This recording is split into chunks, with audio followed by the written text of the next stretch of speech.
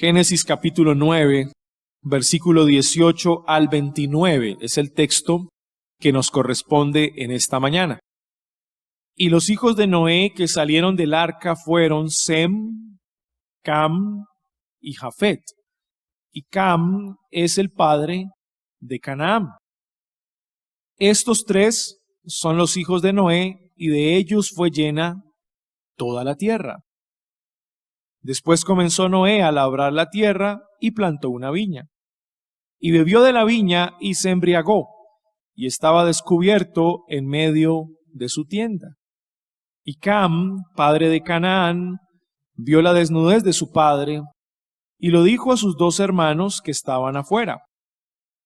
Entonces Sem y Jafet tomaron la ropa y la pusieron sobre sus propios hombros, y andando hacia atrás cubrieron la desnudez de su padre, teniendo vueltos sus rostros, y así no vieron la desnudez de su padre. Y despertó Noé de su embriaguez, y supo lo que le había hecho su hijo más joven. Y dijo: Maldito sea Canaán, siervo de siervos será a sus hermanos. Dijo más: Bendito por Jehová mi Dios sea Sem, y sea Canaán su siervo. Engrandezca Dios a Jafet, y habite en las tiendas de Sem, y sea Canaán su siervo. Y vivió Noé después del diluvio 350 años, y fueron todos los días de Noé 950 años, y murió. Amén. El título de la enseñanza en esta mañana es Canaán el maldito. Canaán el maldito. Y la razón por la cual titulé la enseñanza de esta manera es porque veo un claro énfasis en ese personaje puntual, Canaán. Es más, las veces que aparece el nombre del hijo menor de Noé, Cam, está relacionado a su hijo Canaán. Así que este personaje cumple un papel muy importante dentro de nuestra narrativa, Canaán, particularmente con la maldición que recibe por parte de su abuelo Noé. Así que Moisés quiere comunicarle al pueblo de Israel Canaán el maldito. Y vamos a entender por qué Moisés quiere que el pueblo de Israel entienda que Canaán fue maldito en los tiempos de Noé. Eso tiene un mensaje, eso tiene un propósito, y eso es lo que vamos a descubrir a la hora de desarrollar nuestro tema. El bosquejo que nos va a ayudar para este desarrollo es el siguiente. Número 1, los hijos de Noé. Los hijos de Noé, versículo 18 y versículo 19. Los hijos de Noé. Ahí está el énfasis. Número 1, los hijos de Noé. Número 2, la desnudez de Noé. La desnudez de Noé, versículos 20 al 23. Y ahora les voy a demostrar por qué el énfasis está en la desnudez de Noé. Número 3, la maldición de Noé. La maldición de Noé, versículos 24 al 27. La maldición de Noé.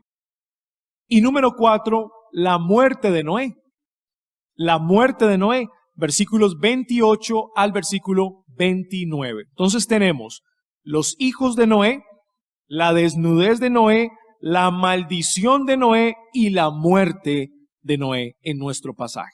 Vamos uno por uno para que conozcamos de qué trata esta historia. Número 1, los hijos de Noé. Miren conmigo el versículo 18 y 19.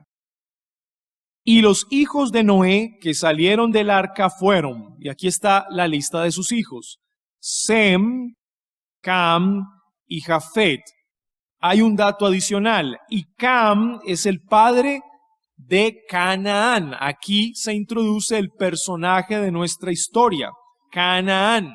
De entrada, Moisés, al hablar de los hijos de Noé, introduce a este personaje llamado Canaán. Miren que lo introduce de entrada en el relato. Estos tres son los hijos de Noé.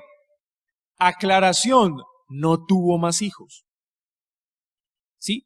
Noé no tuvo más hijos.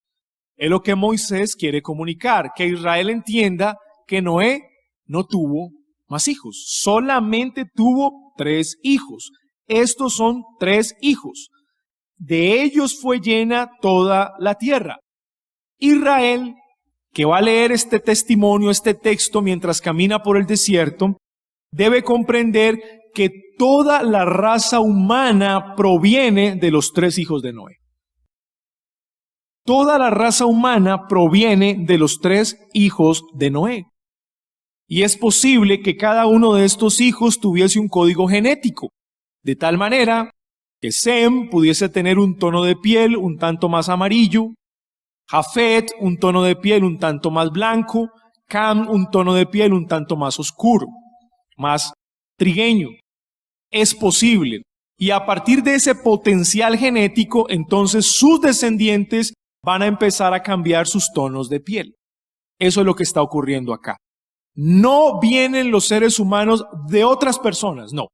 Todos venimos de Adán y en esta nuevo comienzo, todos venimos de Noé y sus 3 hijos.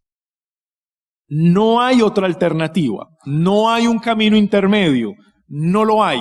Y Moisés quiere que Israel lo entienda, que Israel comprenda de dónde viene la raza humana, de los 3 hijos de Noé, Sem, Cam y Jafet. De ellos viene. Así que, en este primer encabezado vemos, número 1, la preservación del Señor con la familia de Noé. El Señor no solamente preservó a todos los animales en el arca, sino que preservó a toda la familia de Noé que subió al arca. Esa misma familia descendió del arca. Y número 2, vemos la unidad del linaje humano. La unidad del linaje humano en los 3 hijos de Noé. Vaya conmigo a Hechos, por favor, capítulo 17. Hechos, capítulo 17. Pablo está hablándole a un grupo de filósofos. Y mire lo que Pablo le dice a este grupo de filósofos en Hechos, capítulo 17, versículo 26. Y de una sangre ha hecho todo el linaje de los hombres. De una sangre, unidad de linaje. Ha hecho todo el linaje de los hombres, para que habiten sobre toda la faz de la tierra, y les ha prefijado el orden de los tiempos y los límites de su habitación, para que busquen a Dios, si en alguna manera palpando puedan hallarle, aunque ciertamente no está lejos de cada uno de nosotros. Pablo, tratando de interpretar estos relatos de Génesis, probablemente llega a esa conclusión. Y eso es lo que él comunica a estos filósofos griegos. De todo linaje, todos los hombres provienen de ese linaje, de esa sangre, ¿no? Hay una unidad de linaje. Y eso a lo largo de la historia, hacia atrás, nos va a llevar a Noé y a sus 3 hijos. Y si vamos más atrás, nos va a llevar a Adán y Eva. No hay otro camino, no hay otra opción, no hay otro punto. Eso es el testimonio bíblico. 2 asuntos.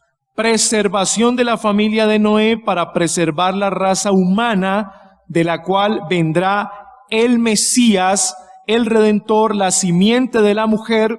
Y en segundo lugar, unidad de todo linaje en los 3 hijos de Noé. Unidad de todo el linaje. Es lo primero que vemos en nuestro pasaje. Número 2, la desnudez de Noé. Ahora va a ocurrir un acontecimiento que nos va a dejar perplejos a todos nosotros. Mire lo que va a ocurrir. La desnudez de Noé, versículos 20 al 23. Después comenzó Noé a labrar la tierra y plantó una viña. Desde que bajaron del arca hasta que Noé empieza a plantar la viña, pues pasó buen tiempo. Incluso para que la viña creciera y diera su fruto, pasó tiempo. O sea que Moisés, como historiador, nos está relatando unos eventos. Desde que descendieron del arca hasta que esa primera familia se asentó, se estableció en un lugar y luego empezó a plantar y luego dio fruto su viña, ha pasado un buen tiempo. ¿Qué ocurrió? Y bebió del vino Noé y se embriagó. Eso fue lo que ocurrió. Y estaba descubierto en medio de su tienda. Y esa expresión, estaba descubierto en medio de su tienda, es algo intencional. Es como si Noé mismo se hubiera desnudado. Claro, es una consecuencia o un efecto de la embriaguez, probablemente. Estaba tan ebrio que él mismo, en su embriaguez, se desnuda, se quita sus vestidos, se quita su ropa. Esa expresión, se ha descubierto en medio de su tienda, hace que Noé lo haya hecho de manera intencional o responsablemente. ¿Sí? Es un efecto de la embriaguez.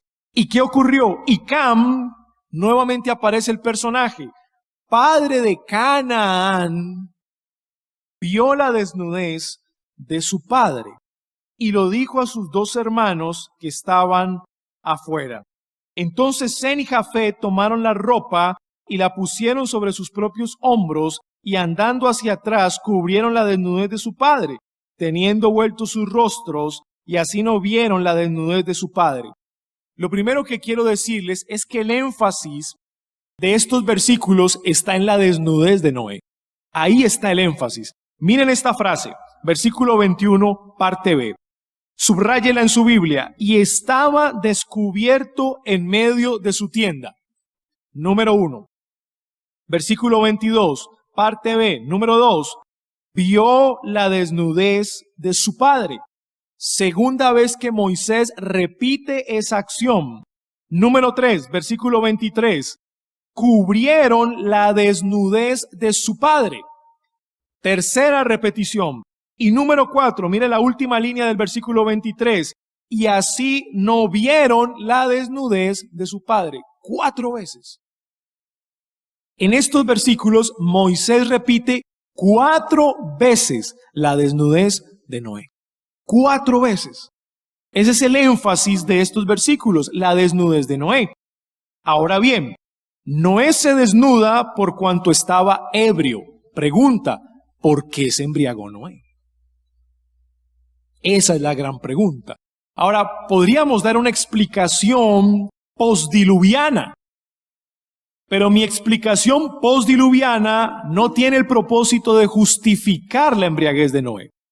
Y una explicación postdiluviana es que debido a los cambios climáticos, la fermentación del fruto de la vid se hizo más rápido. Y probablemente Noé, sin el conocimiento en su momento, se confió y se embriagó. Es posible. Recuerden que antes del diluvio, las condiciones de la tierra eran una especie de efecto invernadero. Y es probable que los hombres antes del diluvio no conocieran el sol como nosotros lo conocemos, ¿no? Cuando está al mediodía con esa fuerza y levantamos los ojos al cielo, vemos esos rayos del sol tan fuertes, pero sabemos que ahí está. Es probable que estos hombres no lo conocieran, que al levantar sus miradas al cielo, vieran una capa de nubes muy gruesa, la cual no permitía que esos rayos entraran con toda la fuerza a la tierra. Es probable. Ahora, en este periodo postdiluviano hay cambios climáticos muy fuertes, claro que sí. Hay cambios climáticos demasiado fuertes, así que no es descabellado pensar que ese proceso de fermentación haya sido más rápido ahora en el periodo postdiluviano. Y Noé, confiado quizá en su destreza como agricultor, terminó embriagándose.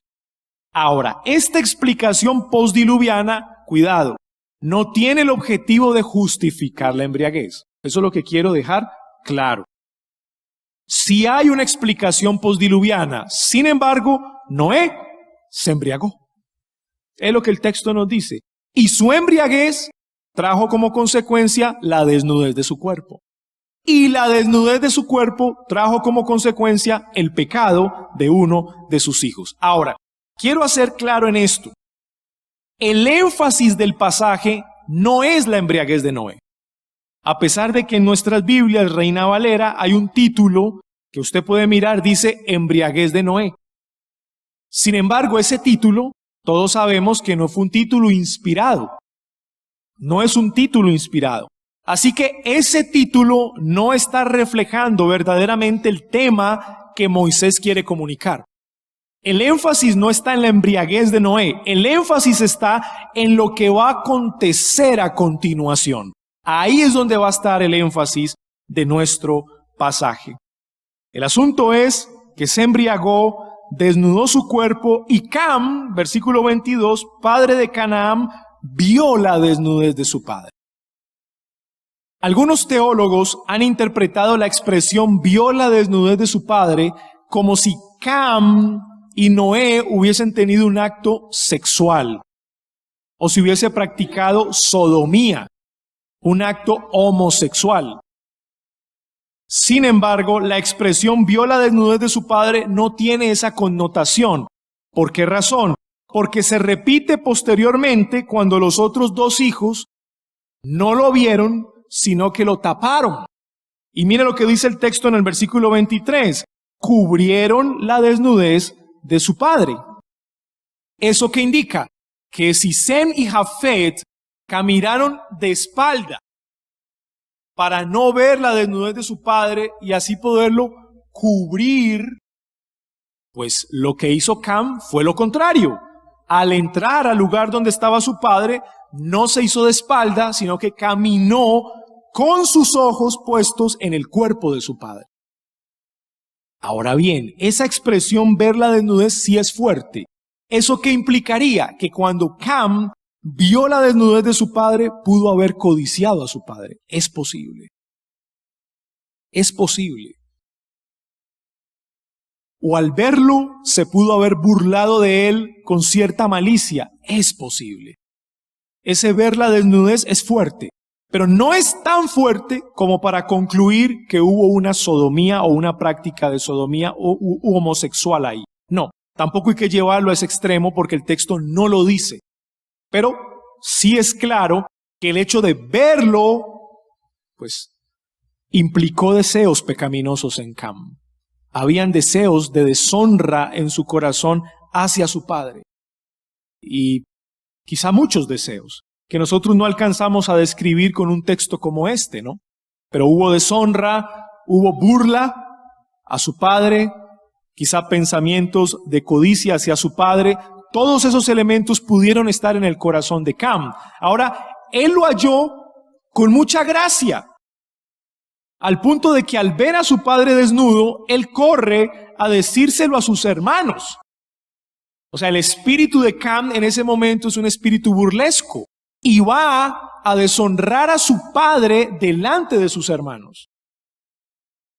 Pero la novedad que él recibe es que sus hermanos no permiten la deshonra que Cam está tratando de hacer.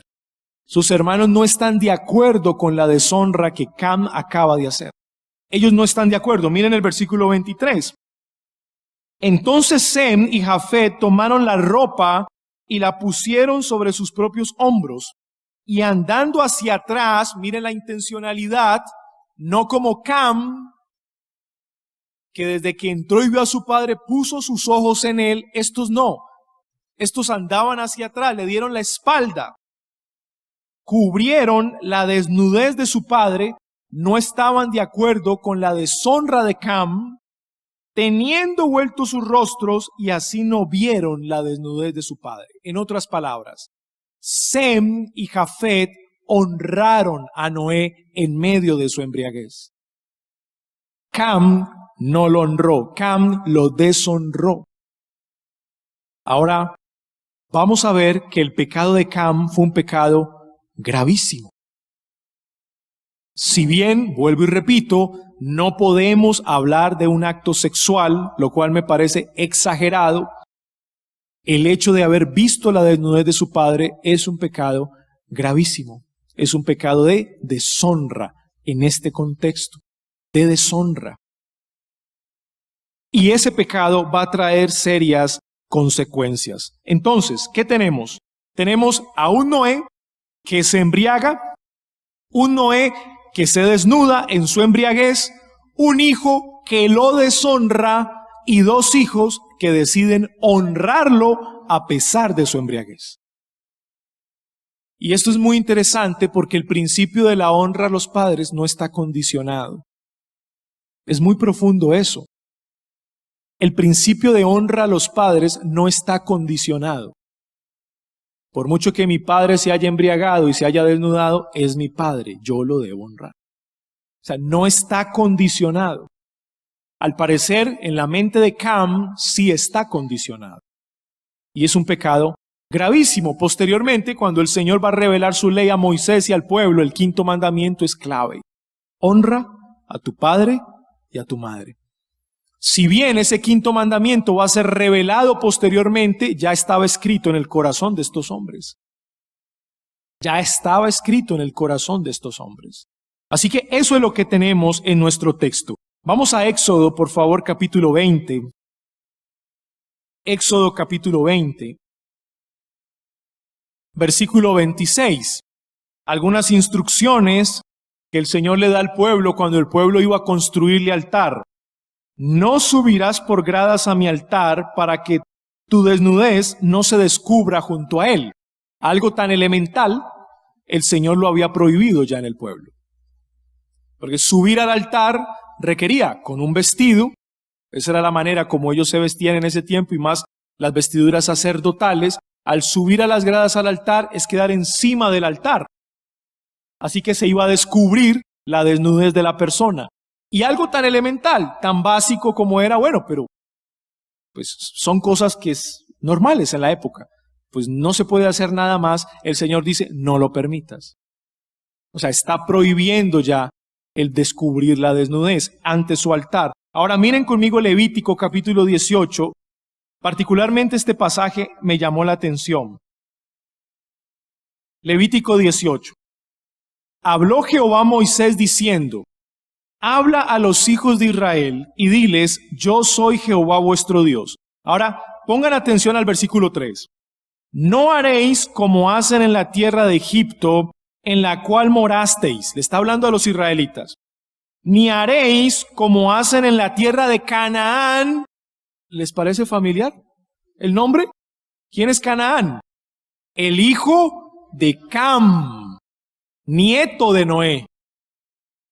Canaán es hijo de Cam, el personaje de nuestra historia en Génesis. Entonces miren, ni haréis como hacen en la tierra de Canaán, a la cual yo os conduzco, ni andaréis en sus estatutos.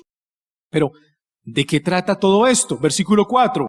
Mis ordenanzas pondréis por obra, y mis estatutos guardaréis, andando en ellos, yo, Jehová, vuestro Dios. Por tanto, guardaréis mis estatutos y mis ordenanzas, los cuales haciendo el hombre vivirá en ellos, yo Jehová. Sí, Señor. Pero ¿cuáles son aquellas cosas que tú no quieres que hagamos, como los egipcios y como los cananeos? Versículo 6. Ningún varón se llegue a parienta próxima alguna para descubrir su desnudez, yo Jehová. La desnudez de tu padre o la desnudez de tu madre no descubrirás. Tu madre no descubrirás su desnudez. La desnudez de la mujer de tu padre no descubrirás. Es la desnudez de tu padre. ¿Dónde se estaban llevando a cabo esas prácticas? En Canaán. Esto es como de reflexión, ¿no? O más bien, de estudio. El caso es de estudio. Precisamente los cananeos practicaban estas cosas. El descubrir la desnudez los unos a los otros. Y el Señor, sabiendo bien que esa era la conducta de los cananeos, le dice a Israel, ustedes no van a hacer lo mismo. Ustedes no van a hacer lo mismo. Ustedes serán diferentes. Pero lo que llama la atención es que estas prácticas se están llevando en Canaán, que son los descendientes de Canaán, hijo de Cam, quien vio la desnudez de su padre. Así que puedo pensar en Israel caminando en el desierto, yendo hacia Canaán, escuchando la ley, no descubrirás la desnudez de tus padres, y de repente Moisés les presenta esta historia de Noé. Quieren que les dé una prueba histórica. ¿Cómo desagrada al Señor ese pecado? Les voy a contar una historia. Érase una vez un hombre llamado Noé. y el pueblo empezara a recordar eso. ¿Saben de dónde vienen los cananeos que ustedes van a conquistar? Esos vienen de Canaán, hijo de Cam. Les cuento la historia de Cam. Érase una vez un hombre llamado Cam.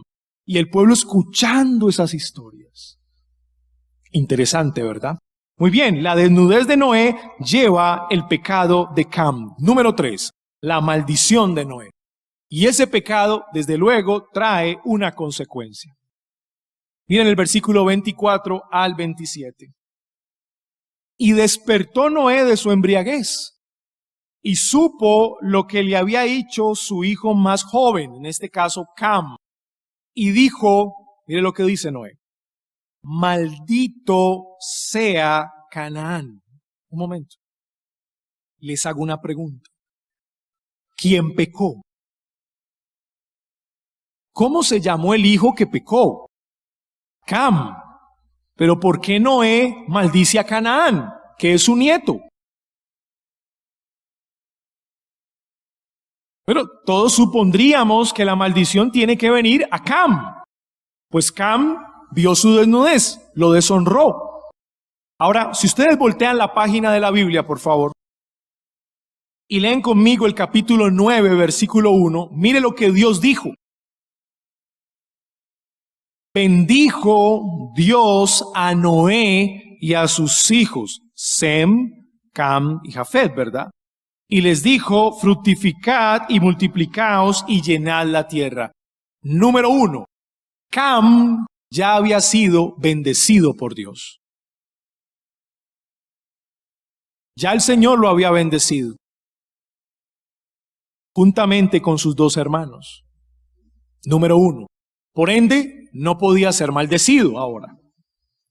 Ya Cam había sido bendecido por el Señor, número 1. Y número 2, volteamos la página de la Biblia, capítulo 10. Cuando nosotros leemos los hijos de Canaán, mire lo que nosotros encontramos cuando leemos esta historia. Acompáñeme al capítulo 10, por favor. Versículo 6. Los hijos de Cam, ahora lea con atención, Cus, probablemente de donde vienen los babilonios, Misraim, probablemente de donde viene la civilización egipcia, Fut, no hay una genealogía clara, y Canaán, de donde vienen los cananeos. ¿Cuál era el hijo menor de Cam? Canaán. ¿Y cuál era el hijo menor de Noé? Cam. Al parecer hay una dinámica en la maldición. ¿Cuál es la dinámica? Número 1, Cam no podía recibir la maldición por cuanto ya había recibido la bendición. Y 2, si pecó mi hijo menor, entonces la maldición la debe llevar su hijo menor. O sea, se repite la maldición, pero al hijo menor tal cual como fue el pecado contra Noé. ¿Sí? ¿Estamos ahí? Bueno, la idea es estar conectados con esta historia. Son 2 posibilidades que nos explican el por qué la maldición fue sobre Canaán. Ahora, lo importante aquí es esto. Moisés no está dejando esto oculto. Está sacando a la luz la maldición que recibe el hijo menor de Cam, Canaán. ¿Por qué? Porque Israel va rumbo a la tierra de Canaán. Israel va a tener que enfrentarse a estos personajes, a los cananeos. Y el mensaje que Moisés le está dando a Israel es el siguiente. Los cananeos, a partir de la maldición de Canaán, son un pueblo maldito. Y su responsabilidad como pueblo de Dios, conforme a la promesa que le hice a Sem, ya la vamos a leer, su misión es erradicar y eliminar a ese pueblo maldito de Canaán. Es lo que hay detrás del mensaje y que Israel debe comprenderlo. Ahora miren la misión tan importante, versículo 26. Dijo más, bendito por Jehová mi Dios sea ¿quién? Sem, de donde viene Abraham. Y de Abraham viene Jacob, Israel y el pueblo de Israel. Mira lo que le dice, bendito por Jehová mi Dios sea Sem. Hay una bendición sobre los semitas. Y sea Canaán, su descendencia, los cananeos, sus esclavos. Pero, medite, ¿quiénes habían acabado de salir de la esclavitud? ¿Quiénes? Israel. Recuerden, ¿quién recibe esta historia? Israel en el desierto. Bueno, ¿quiénes habían acabado de ser esclavos? Los israelitas, casi 430 años en Egipto, pero note la promesa. No son los israelitas los que deben ser esclavos, sino los cananeos son los que deben servir a los israelitas, pero es Israel el que ha venido siendo esclavo. O sea, es la paradoja de la vida. Ahora el Señor va a revertir eso. Va a revertir esa historia y no debe ser así. Yo le hice una promesa a Sem. Conforme a la promesa de Sem, ustedes entrarán a Canaán, derrotarán a sus enemigos, ellos los servirán a ustedes, tal cual como fue relatado en la historia de él. Se debe cumplir. Recuerden que nuestro Dios es el hacedor de la historia. Es el hacedor de la historia. Así que una maldición para Canaán: será esclavo de sus hermanos. Los cananeos deben ser esclavos. Una bendición para Sem: él será bendito, por ende Sem experimentará libertad y sus descendientes. Versículo 27. Y para Jafet: engrandezca a Dios a Jafet, pero mire que la bendición de Jafet está condicionada: y habite en las tiendas de Sem. Cuando los jafetitas se unan con los semitas, serán bendecidos. Cuando se alejen de ellos, serán maldecidos. Yo puedo ver en este pasaje una gran inclusión de parte del Señor, la inclusión bíblica. ¿Cuál es la inclusión bíblica? Que muchas personas no descendientes de Sem recibirán la bendición de parte del Señor. Y yo creo que es un anticipo muy claro para los gentiles, para los que en un futuro no llegarían a ser parte de los descendientes de Sem. Para un futuro, todos aquellos que creen en el Dios de Sem, ellos serán benditos o bendecidos por Dios. Y el Dios de Sem no es otro que el Dios de Abraham, en el cual serán benditas todas las familias de la tierra. Ahora, ¿quiénes son los jafetitas o los jafitas? Posiblemente son los indoeuropeos. Los indoeuropeos. Probablemente vienen de ahí. Y esa bendición va ligada al estar del lado de Sem o creer en el Dios de Sem, que es el verdadero Dios. Así que tenemos la maldición de Noé, la bendición sobre Sem y la bendición sobre Jafet condicionada a la bendición de Sem. Y la historia termina con la muerte de Noé. Número 4, la muerte de Noé. Versículo 28 y 29. Y vivió Noé después del diluvio 350 años, y fueron todos los días de Noé 950 años, y murió. Vivió bastante, ¿verdad? Vivió tanto que cuando Noé muere, Abraham tenía 58 años. Escuche pues ese dato. Cuando muere Noé, Abraham tenía 58 años. Y es probable que Noé estaba en la Torre de Babel, es decir, entre los pueblos que fueron dispersos cuando el Señor desciende con su juicio y divide a la humanidad por lenguajes distintos. Es posible que Noé estuviera vivo en ese momento. Es posible. Y Noé haya experimentado la confusión del lenguaje. Es probable. ¿Sí? Noé muere. Un hombre justo. No hay duda, ¿verdad? Un hombre justo. Pero hay un asunto muy particular. El Espíritu Santo nunca ocultó la debilidad y el pecado de sus justos. Nunca lo ocultó. El justo Adán pecó. El justo Noé se embriagó. El justo Abraham va a mentir en determinadas ocasiones. El justo David, conforme al corazón del Señor, va a hacer cosas terribles. Todo eso que anticipa la venida de el justo, el cual, a diferencia de todos estos, nunca pecó. ¿Y cómo se llama ese justo? Nuestro Señor Jesucristo. Su justicia sobrepasa la justicia de todos los hombres. Entonces, entendamos el mensaje de Moisés a Israel. Su énfasis puesto en Canaán. Canaán siendo conquistado por sus hermanos, los israelitas caminan en el desierto a conquistar a los cananeos. Sem, los israelitas, principales conquistadores, y por cierto, confrontación entre los semitas y los camitas, especialmente los cananeos. Hay una confrontación. Y eso lo vimos. Israel es llevado como esclavo en Egipto, descendientes de Cam, misraimitas. Luego tienen que pelear con los cananeos, descendientes de Canaán, y esa va a ser su combate. Tienen que lidiar con los dioses falsos de Canaán. Siempre va a haber esa confrontación. Y es el llamado del Señor a la simiente. De Sem, de los israelitas, vendrá la simiente que pisará la cabeza de la serpiente. De ahí vendrá la simiente. Algunas implicaciones importantes. Y quiero que podamos entender esto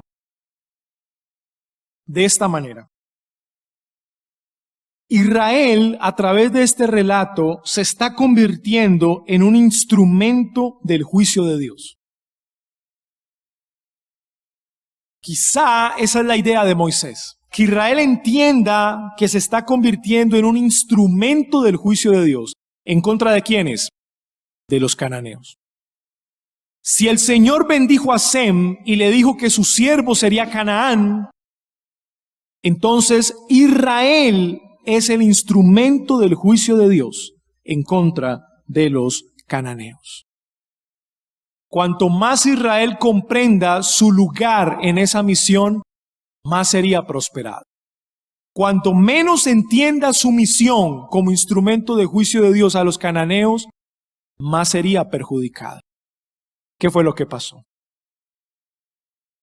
Por momentos lo entendieron. En otros momentos no lo entendieron.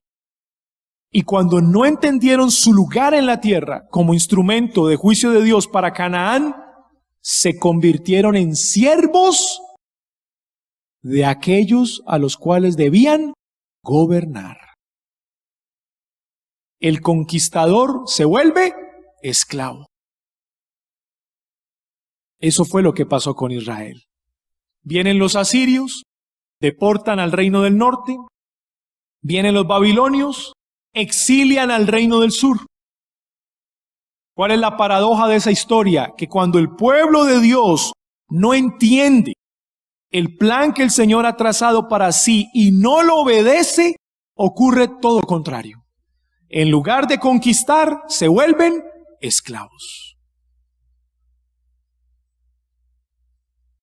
Ese es un mensaje interesante, es una implicación interesante.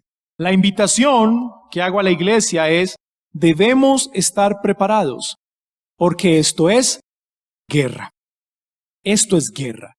El pueblo de Israel debía estar preparado para pelear la batalla, ser fiel al Señor y ser conquistadores, no esclavos. Nuestro Señor Jesucristo fue conquistador. Fue conquistado. Él conquistó a las fuerzas de las tinieblas. Colosenses capítulo 2, por favor. Colosenses capítulo 2, versículo 14 y 15. Jesucristo es un conquistador. Él ha conquistado a las fuerzas del mal por nosotros. Mire lo que dice. Anulando el acta de los decretos que había contra nosotros, que nos era contraria, quitándola de en medio y clavándola en la cruz, ¿qué hizo? Y despojando a los principados y a las potestades, los exhibió. Esta palabra es militar. Hay una guerra. Cristo con las fuerzas del mal está guerreando. Los ha conquistado, los ha derrotado, ahora los exhibe como en un desfile triunfal, públicamente, y mire la palabra, triunfando sobre ellos en la cruz. El principal conquistador de todos los conquistadores ¿es quién? Es Cristo. Él conquistó las fuerzas del mal por nosotros. Ahora, ¿cuál debe ser nuestra manera de vivir? Seguir el ejemplo de Cristo. Mire lo que dice Pablo en Efesios capítulo 6. Es lo que nos toca a nosotros ahora. Efesios 6, leamos el versículo 11. Vestíos de toda la armadura de Dios. ¿Por qué? Porque esto es guerra. Esto es guerra. Los hijos de Dios, cual israelitas primitivos, estamos caminando en un desierto, rumbo a nuestra tierra prometida, cielo nuevo y tierra nueva. Pero mientras llegamos debemos pelear en nombre de nuestro conquistador. Eso es lo que debemos hacer, vestidos de toda la armadura, para que podáis estar firmes contra las acechanzas del diablo. Y repite, no tenemos lucha contra sangre y carne, sino contra principados, potestades, gobernadores de las tinieblas de este siglo, contra huestes espirituales de maldad en las regiones celestes. Por tanto, tomad toda la armadura de Dios para que podáis resistir en el día malo y habiendo acabado todo, estar firmes como soldados de Cristo. Es lo que nos corresponde, hermanos. Muchos de los que están aquí han sido liberados de su esclavitud, pero no viven como tal. Un problema que tuvo Israel fue este. Salen de Egipto, su cuerpo está en el desierto, pero su mente está en Egipto. Y así le pasa a muchos cristianos hoy. Asisten a la iglesia, profesan fe cristiana, pero su mente y su corazón todavía están en el mundo. Querido hermano, usted es libre. Usted ha sido liberado por Cristo. Viva como un libre. Muchos viven todavía con mentalidad de esclavos. No, usted ya ha sido liberado por Cristo. Así que viva en la libertad que Cristo mismo le ha entregado, querido hermano.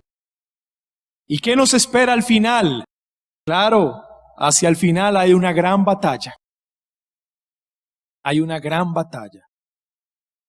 Pero ¿quién ganará la batalla? Apocalipsis 19:11. Entonces vi el cielo abierto y he aquí un caballo blanco, y el que lo montaba se llamaba Fiel y Verdadero, y con justicia juzga y pelea. Esta es la segunda venida de Cristo. Sus ojos eran como llama de fuego y había en su cabeza muchas diademas. Y tenía un nombre escrito que ninguno conocía sino él mismo. Estaba vestido de una ropa teñida en sangre y su nombre es el Verbo de Dios. Y los ejércitos celestiales vestidos de lino finísimo, blanco y limpio, le seguían en caballos blancos. De su boca sale una espada aguda para herir con ella a las naciones. Y él las regirá con vara de hierro, y él pisa el lagar del vino del furor y de la ira del Dios Todopoderoso. Y en su vestidura y en su muslo tiene escrito este nombre. Ese es el nombre de nuestro líder, de nuestro Señor, Rey de Reyes y Señor de Señores. Y a él sea toda la gloria. Amén. Demos gracias. Padre nuestro, te damos gracias por esta clase y por recordarnos todas estas maravillosas verdades que debemos aplicar en nuestra vida. Te pido que nos ayudes a caminar por este desierto mientras llegamos a la tierra prometida. Nos acompaña tu Santo Espíritu en este caminar y nos acompaña la gran verdad de que tú, Señor, conquistaste a las fuerzas del mal por nosotros y como nuestro supremo Rey nos gobiernas y nosotros obedecemos tu voz. Te pido, Señor, que nos ayudes a comprender estas cosas. En el nombre de Jesús. Amén.